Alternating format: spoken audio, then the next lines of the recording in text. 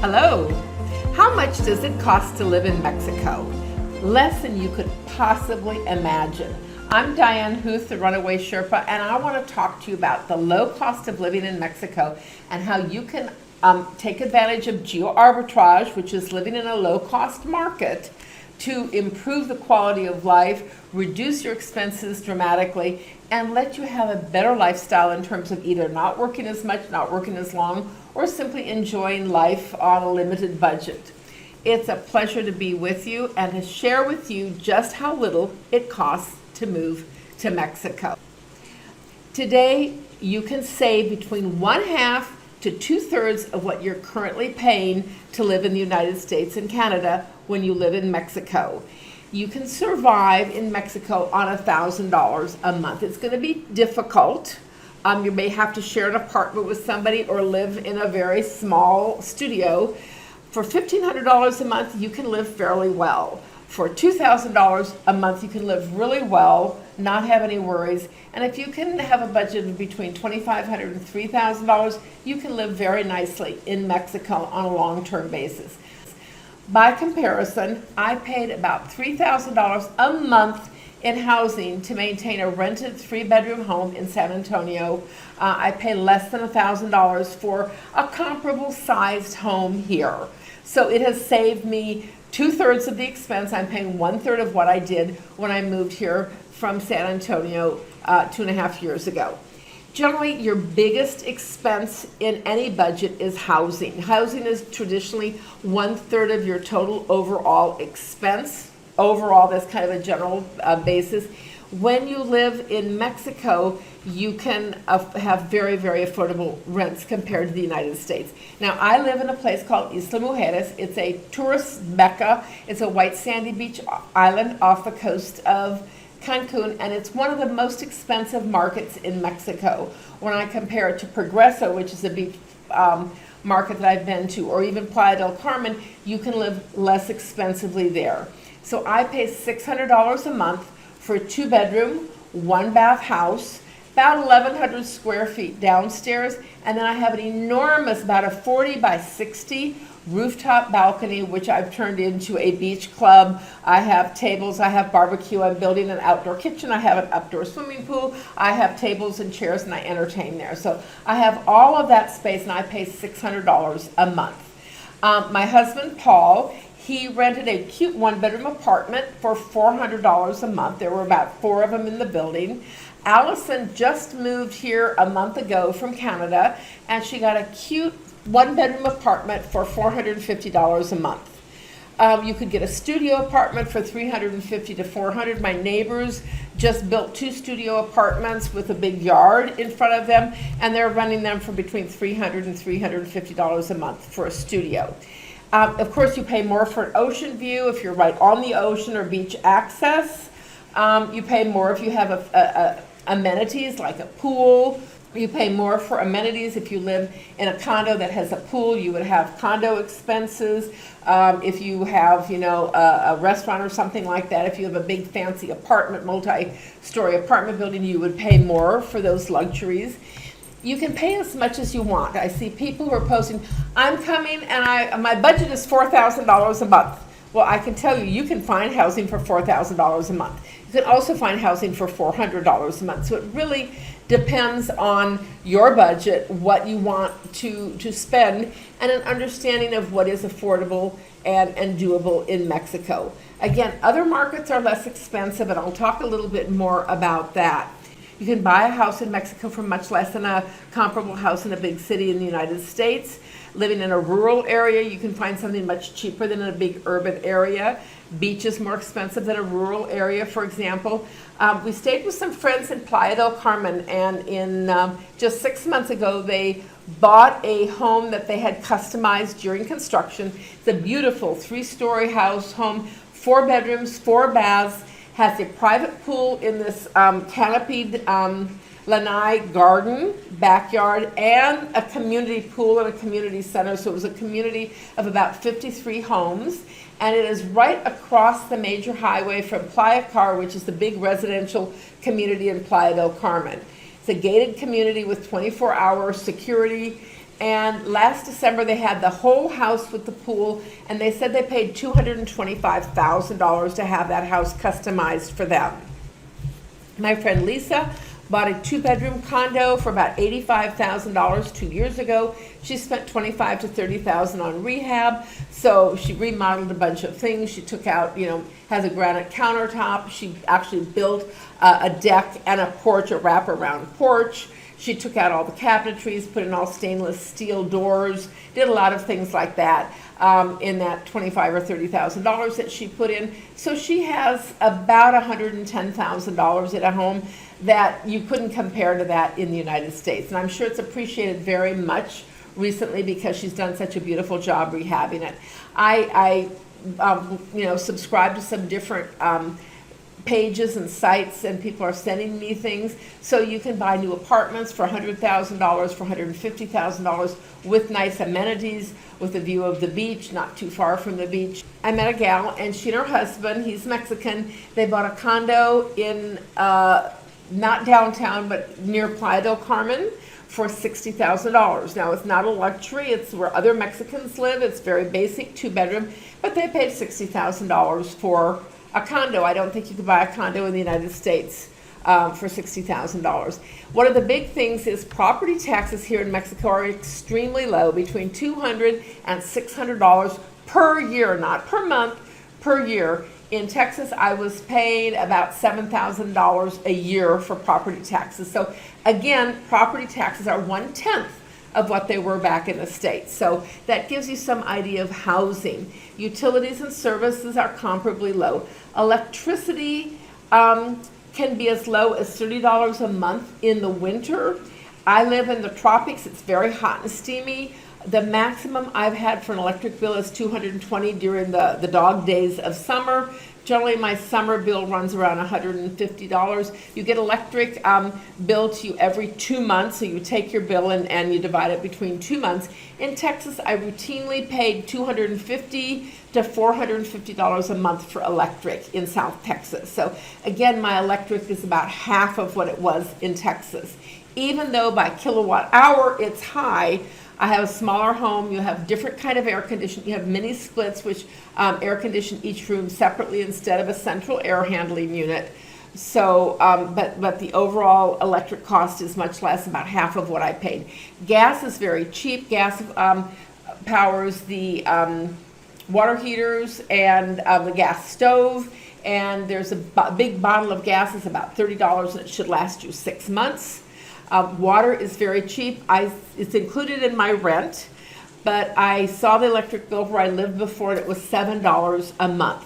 In Texas, I paid routinely $115 a month for water, so it's less than 10% of what I paid in the United States for comparable utilities. Internet and cable.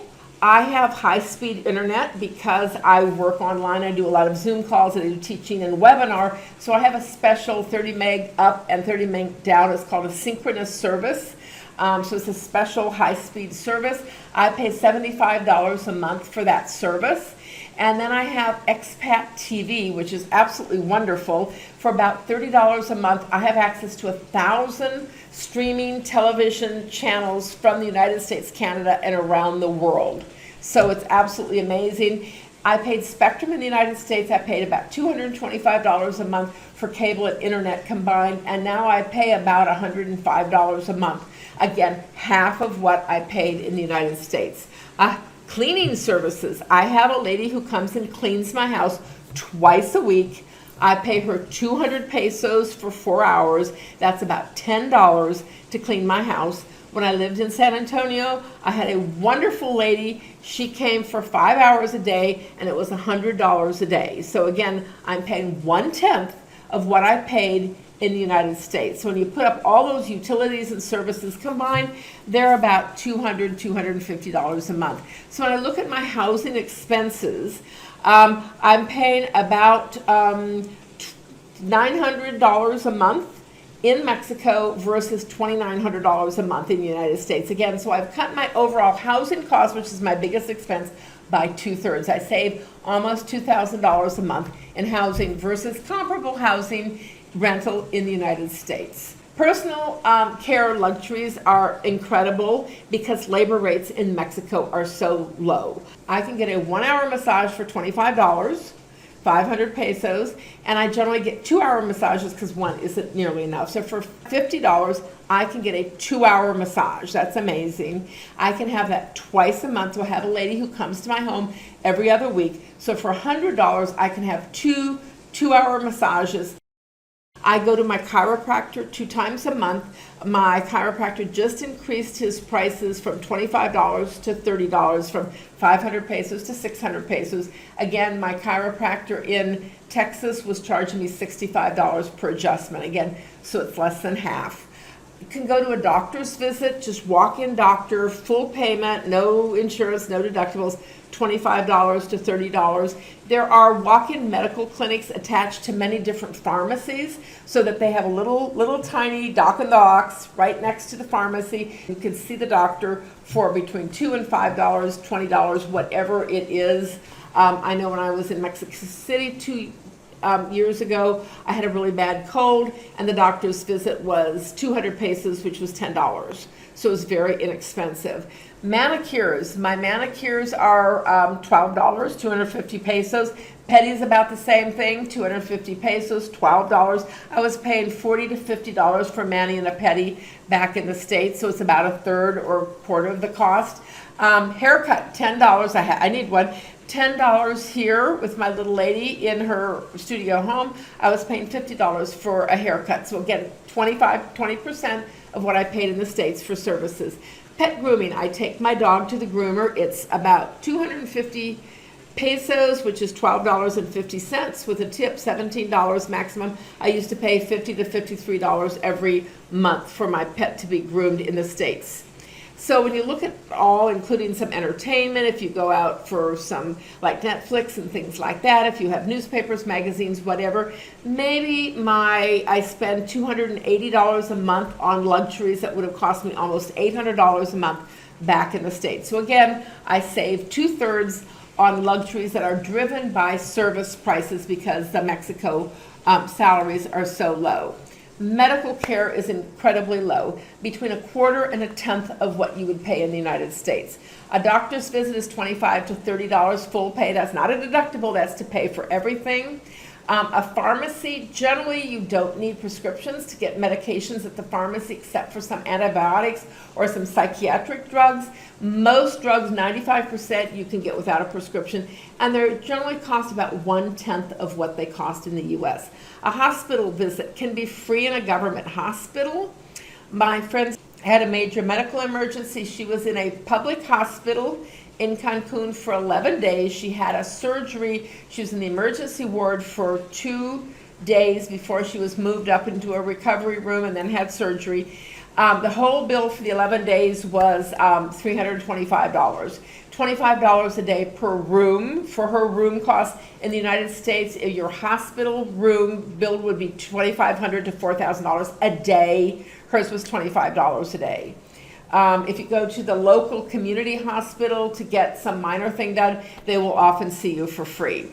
Dental is incredible. I actually have a dental appointment tomorrow to have some dental work done, and my dentist gave me a detailed quote.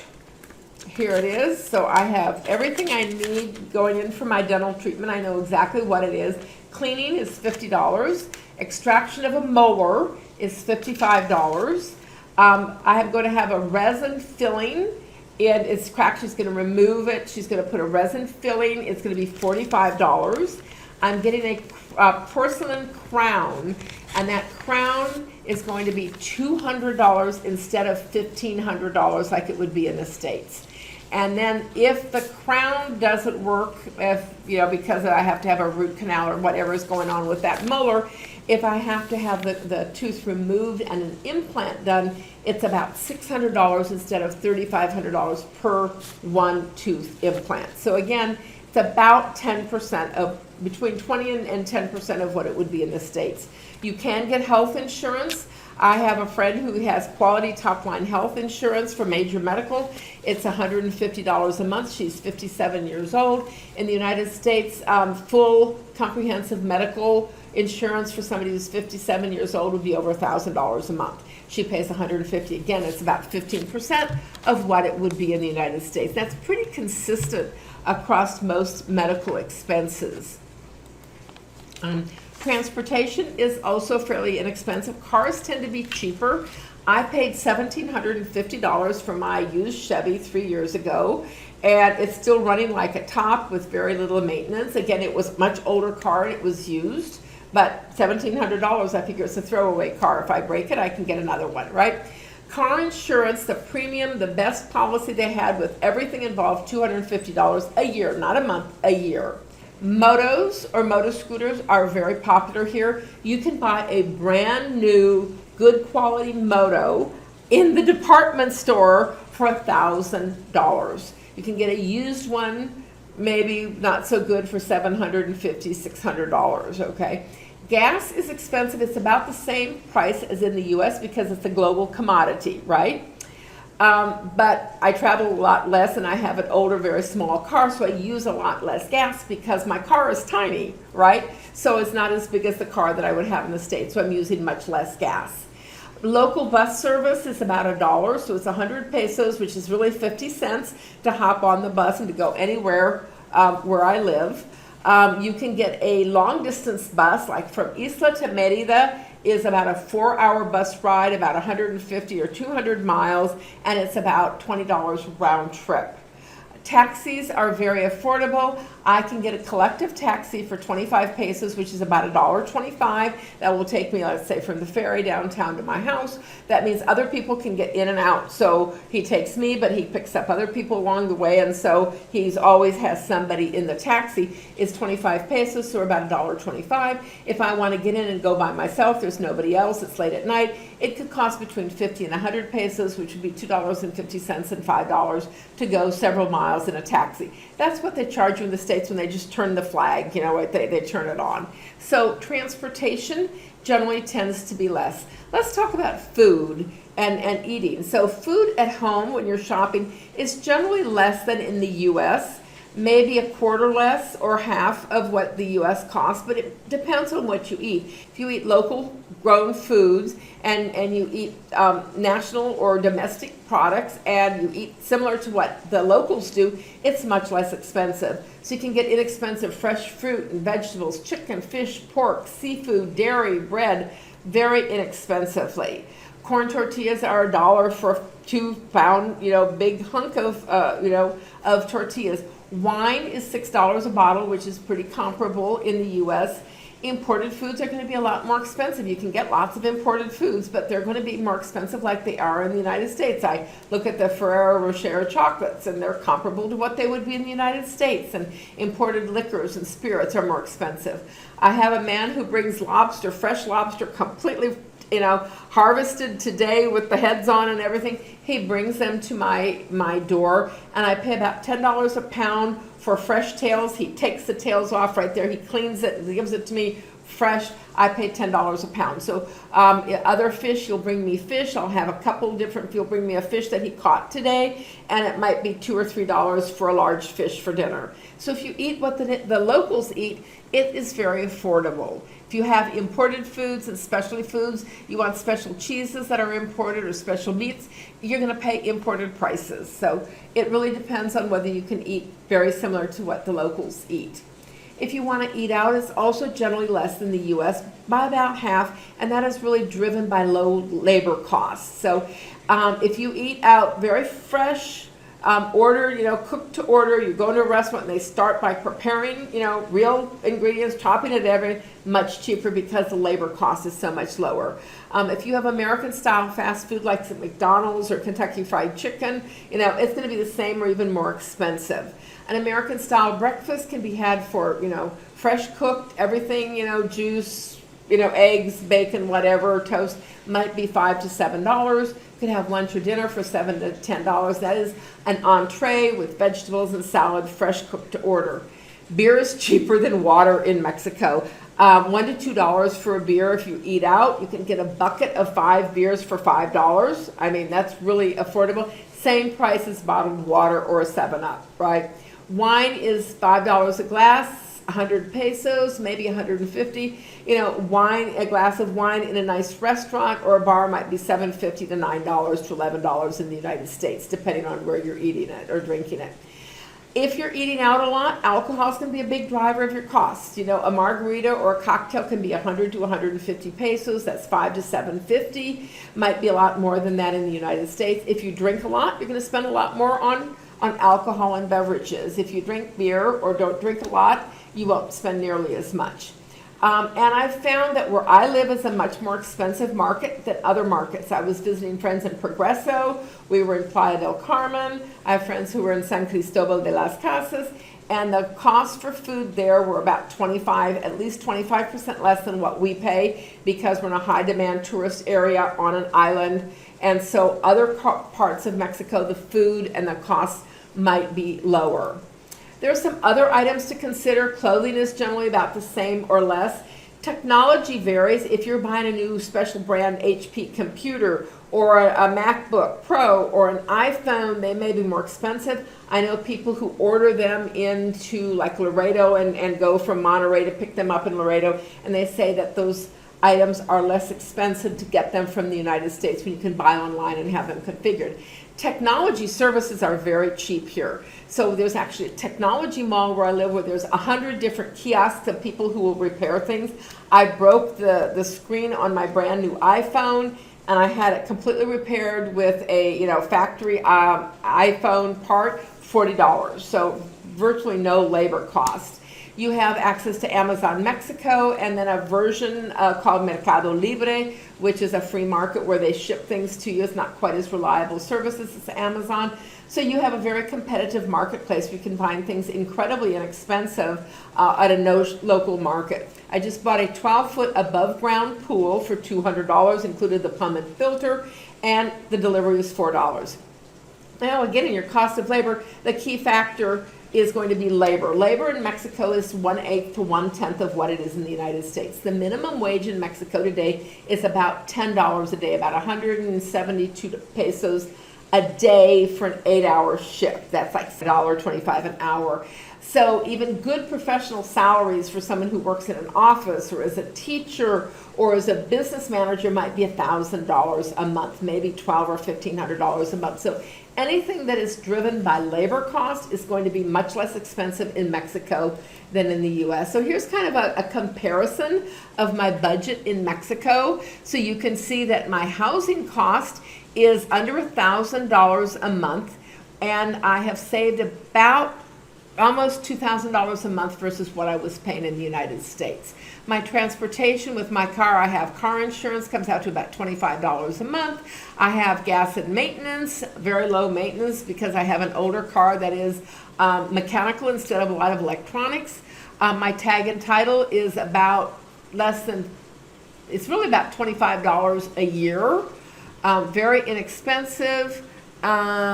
I have ferry tickets back and forth to go to Cancun that I didn't have back in the States. So my transportation is about $90 a month versus $350 a month in the United States. My car was paid off there, and it is paid off here, right?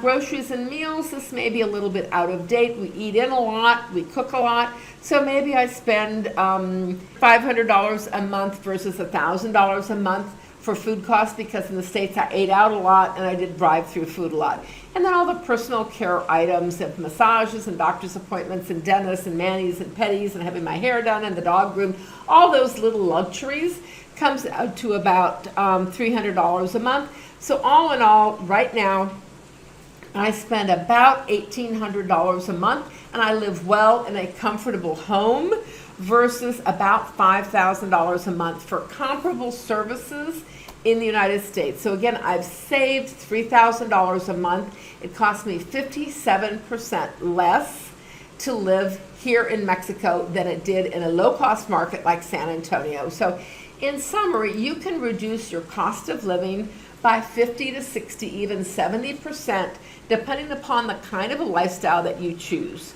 And it allows you to improve your quality of life immeasurably by having services, a home, people taking care of you, cleaning your house, doing personal grooming, taking good, doing all those things that you might not be able to afford to in the United States. So In summary, you can really save a lot of money item by item by moving to Mexico while increasing your quality of life.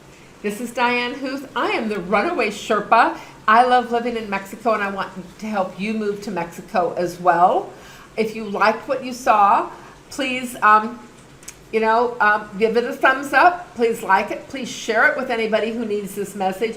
Please subscribe to my channel and follow so you'll get notifications. And if you'd like to learn more about moving to Mexico, please go to www.movetomexiconow.com to join my community in helping people learn how to move safely, cost effectively, and without fear to Mexico. You're going to love it. This is Diane Huth. Greetings from paradise. Bye-bye.